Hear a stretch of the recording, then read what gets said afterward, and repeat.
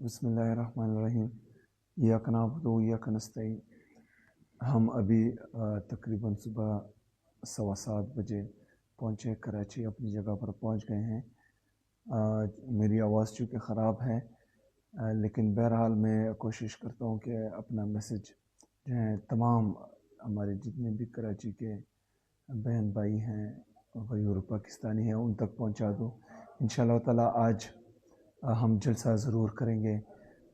ساری رات 12 بجے سے لے کر ابھی 7:15 بجے تک 7.5 گھنٹے ہم نے حیدرآباد سے کراچی آنے تک گزارے ہیں، اور راستے میں انہوں نے جو ہے جگہ جگہ رکاوٹیں رکھی تھی، اور ہم مجبوراً ایسے راستوں سے آنا پڑا جہاں پر نہ انسان تھا، نہ دکانیں تھی، نہ جو ہے لوگ تھے، نہ کوئی اور گاڑیاں تھی، اور ہمیں جان بوجھ کر جو ہے ایسی سنسان سڑکوں پر دھکیلا گیا تھا، اور یہ میرے اور میری ٹیم کی زندگی کو خطرے میں ڈالنے کے مترادف تھا، اور کیونکہ وہاں پر کچھ بھی ہو سکتا تھا۔ لیکن بہرحال یہ لوگ اقتدار کے بھوکے ہیں، اور اقتدار کے نشے میں اتنے پاگل ہو چکے ہیں کہ ان کو جو ہے ایک صوبے کے وزیر اعلیٰ، ان کی صوبائی کابینہ، ان کے پارلیمنٹرین اور ان کے ساتھ جو لوگ تھے، ان کی زندگی کی بالکل فکر ہی نہیں تھی۔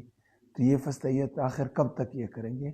اگر ان کی یہ سوچ ہے کہ ان کے اس ظلم اور جبر اور فستیت سے لوگ ڈر جائیں گے یا لوگ گھروں میں بیٹھ جائیں گے، تو انہوں نے دیکھا کہ 3 سال بعد بھی لوگ ابھی بھی عمران خان زندہ باد کا نعرہ لگا رہے ہیں، کراچی میں، حیدرآباد میں، کراچی کے مختلف اضلاع میں، بلکہ پورے سندھ میں، اور لوگ جو ہے صرف اور صرف عمران خان زندہ باد کا نعرہ لگا رہے ہیں، اور پاکستان تحریک انصاف زندہ باد کا نعرہ لگا رہے ہیں، اور انشاءاللہ تعالیٰ یہ آگے بھی لگاتے رہیں گے۔